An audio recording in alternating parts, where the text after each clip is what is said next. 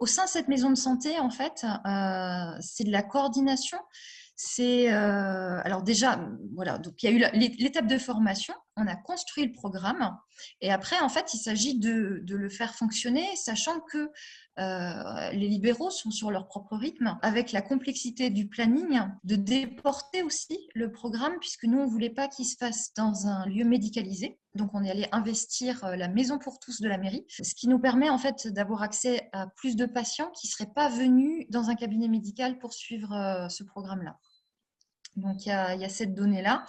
Mais il y a les patients à faire déménager, mais les professionnels aussi. Donc, il y a eu ça. Et en même temps, ça met tout le monde sur un pied d'égalité. C'est-à-dire qu'on n'est pas sur un territoire. On se rencontre tous sur un lieu neutre dans lequel on construit quelque chose ensemble. Ça, c'est assez intéressant. Après, il y a tout ce qui est ressenti, analyse de pratique. Qu'est-ce qui s'est passé pendant ces séances? Qu'est-ce qu'on pourrait remettre en question? Quelles difficultés il y a eu? Parce que sur le sujet qu'on aborde, sur la douleur chronique, on est quand même très souvent sur des échecs, enfin, on est sur des échecs thérapeutiques puisque la douleur chronique s'est installée et ne répond plus à rien. Et c'est pas évident pour les professionnels de santé de rentrer sur ce terrain-là. Ça, c'était quelque chose dont on a beaucoup discuté au début. On savait qu'on allait pas du tout guérir personne. Et ça, il fallait qu'on soit très clair. On n'allait pas faire de miracle.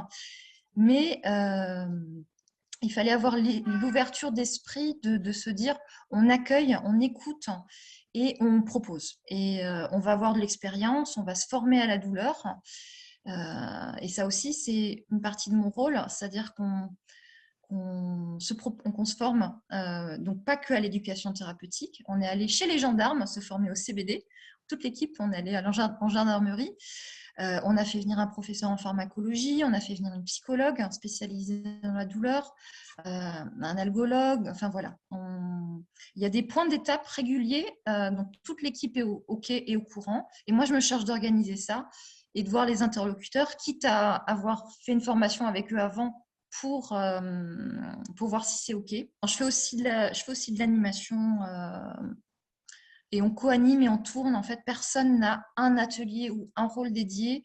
Alors, il y en a qui sont plus à l'aise et qui ne vont pas sur certains terrains, mais de façon générale, que ce soit les bilans au début ou à la fin, voilà, on se les partage tous à part égale.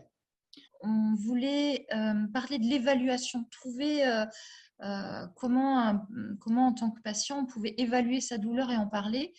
Et ça s'est transformé en communiquer avec son professionnel de santé sur sa douleur de façon plus large. Comment on organise la consultation, comment on se projette dedans, comment on fait en sorte que quand on en sorte, on se sente bien et qu'on ait pu aborder une démarche partenariale avec quel que soit le professionnel. C'est s'accorder, c'est-à-dire il faut sonder à quel moment ça arrange d'abord les patients, parce qu'en fait, si on fait ça à des horaires ou des moments où les patients ne sont pas disponibles, ça ne va pas marcher.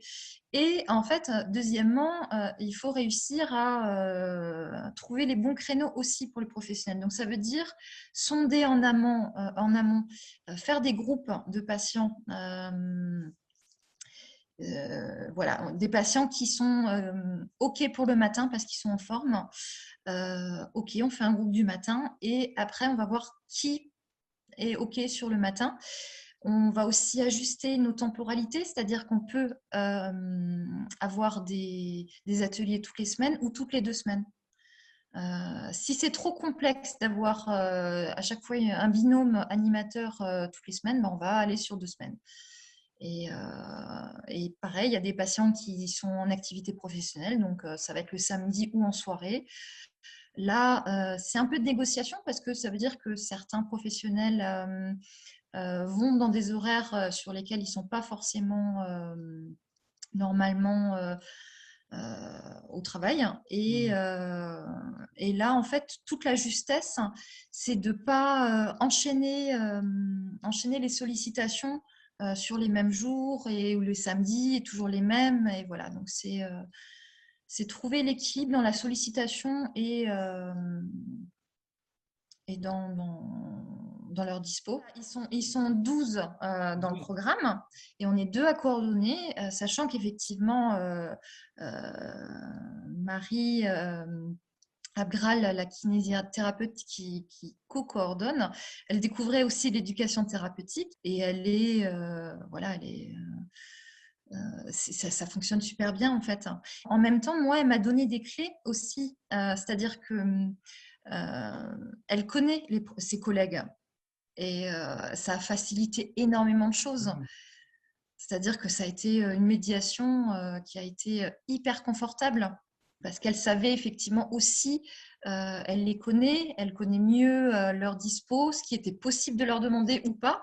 Et moi, je connaissais plus au niveau des patients, être attentive à leur fatigue, à leurs différents rendez-vous et tout ça. Donc, en fait, on a pu allier nos deux champs de compétences pour au final que ça fonctionne pas mal, puisque malgré le confinement et les couvre-feux, on a réussi à enchaîner les programmes.